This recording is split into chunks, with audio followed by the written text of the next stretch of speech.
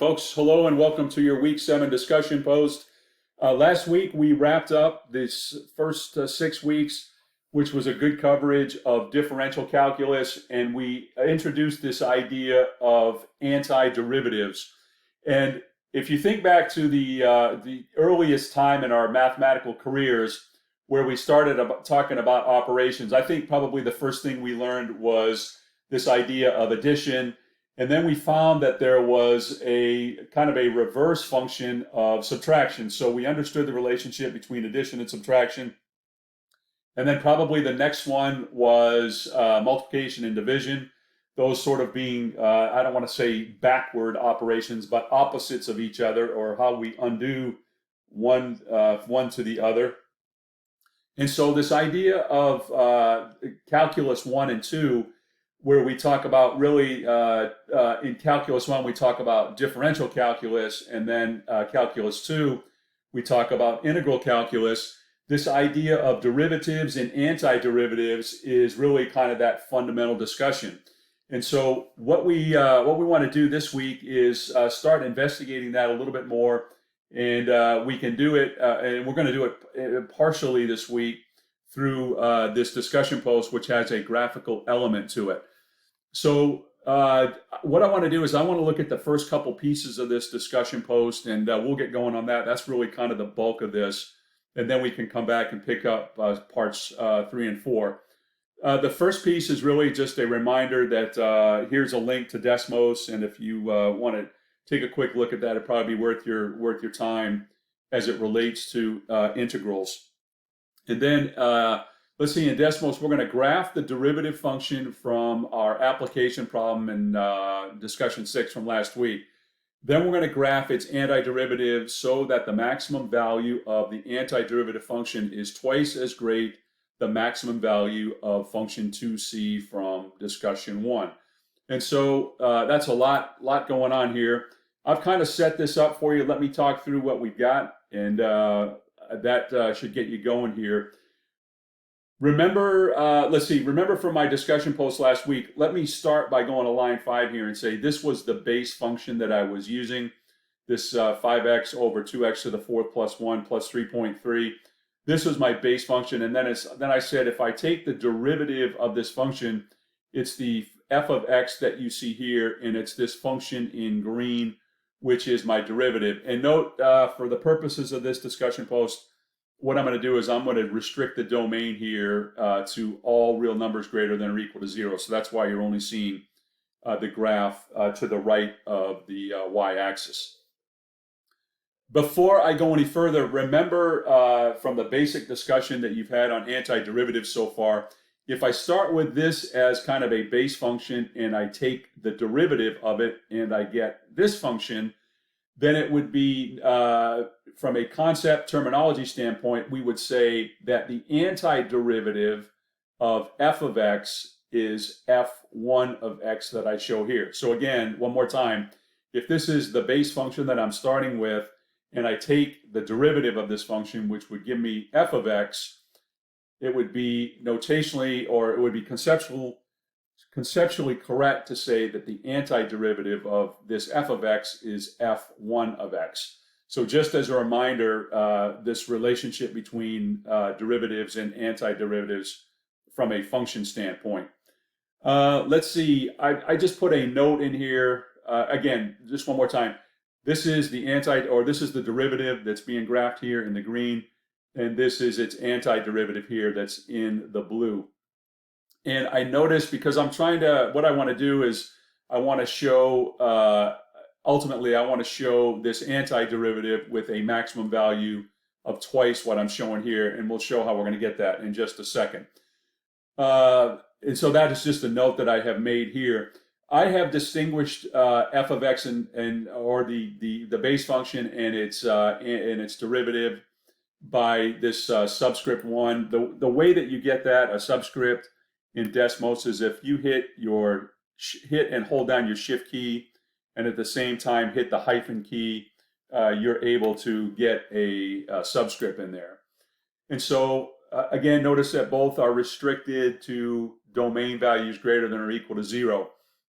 And what I want to do is make sure I understand where the maximum of this function occurs so that I can answer the second part of this question. I think what I did here is I went down to the x-axis and I found the point where, or the x value where I have a maximum, and that's at an x value of 6.39.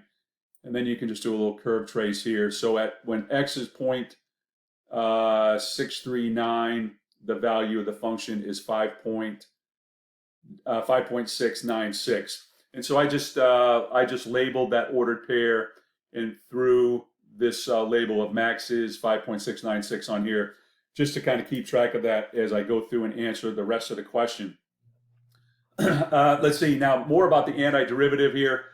Remember notationally that when you see the capital letter f of x, what you're talking about is you're talking about the antiderivative of some original function. And so in this case, if I were to take the antiderivative of this function, I would be going back to what is the base function. And let's see. So what I'm going to do here is, or what I want to do here is I want to show the antiderivative with a maximum value of twice the original maximum value of the antiderivative that I had originally. The way I'm going to do that is and this is kind of the moral of the story on this discussion post this week, is how do we interpret these integration constants and what are they going to do for us? And so in this function, I'm going to be able to adjust that. And so when I click on add the slider for C, I'm going to get C. And what I will do, I'm just going to pull it down here. I've just made some notes in here.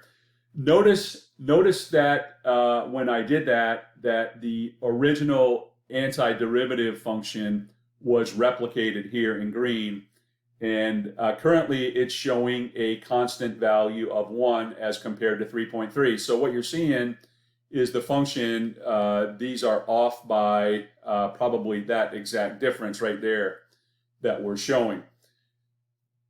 That actually does look like about 1.3, and that's what we're, I'm sorry, about 2.3 is what we're showing here. Now, let's see. What I want to do is I want to adjust my slider here such that this function, and as we increase C, what we hope we're going to see is this function will continue to rise. And I think when we get to 3.3, just for the heck of it, that we should be pretty much on top of our original function. And you'll see, actually you can't see it, but they actually are lying on top of each other. But if I continue to increase this value of C with my slider, notice that the maximum value of the antiderivative, the entire function, is simply increasing. And what I want to try to get it to, let's see, 2 times 5.969 is about 11.392 accordingly. So let's see, I'm getting up there. I probably want to pull this down so I can see where I'm going. I think I put a note in here about the limits on your slider. You may have to increase it. I think I'm going to get just about there.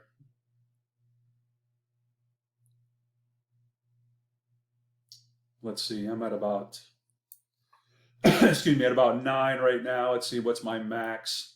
11 point, that's actually pretty good. 11.395, and I'm off by about 200, so I'm not going to get too excited about that. And so, let's see, so the integration constant here, in my case, in order to increase the maximum value by a function of 2, excuse me, is going to be, as opposed to 3.3, it's going to be an integration constant of about 9.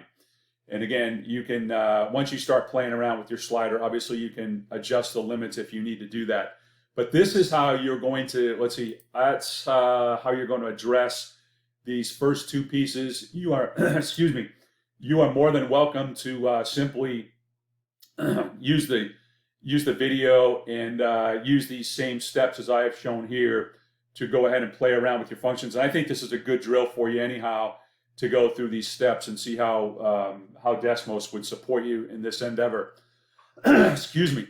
Let's see, the last 2 pieces here. Using the graph of the antiderivative function, estimate the y-intercept and the end value of the function as x approaches infinity. So this is, in my case, this would be my antiderivative y-intercept. And it looks like we're talking about this, let's see, this effectively this horizontal asymptote, excuse me. And then let's see, interpret the y-intercept and the end behavior of the antiderivative function in the context of your application. This really goes back to what we talked about last week, and I think mine had to do with number of sets of golf clubs that were being sold. And so the y-intercept, the interpretation there is effectively what's happening at time zero, and then the leveling off behavior of the number of sets of clubs that's being sold over time.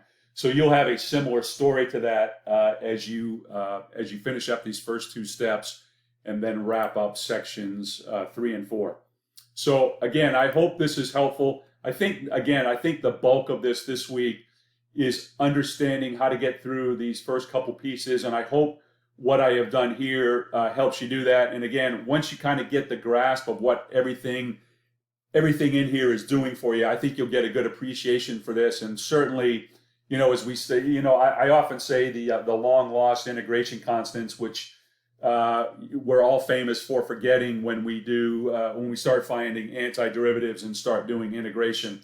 But obviously they have great value, and you can see, I think this is a great point to make here, what exactly happens when when you're not paying attention to your integration constants, because you'll see as we get into the applications especially that the integration constants play a huge role.